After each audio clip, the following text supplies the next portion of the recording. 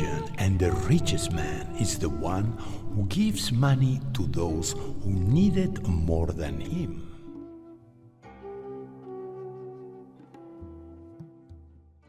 As population is increasing, the world is going to a great chaos where the animal soul will take over the human soul.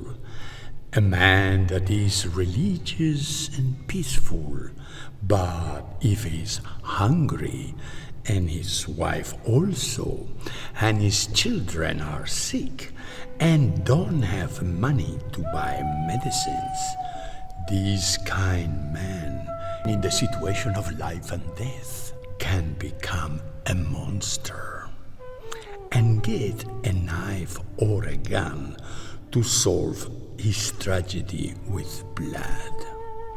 Easy to understand, because you and me, in his case, we will do the same.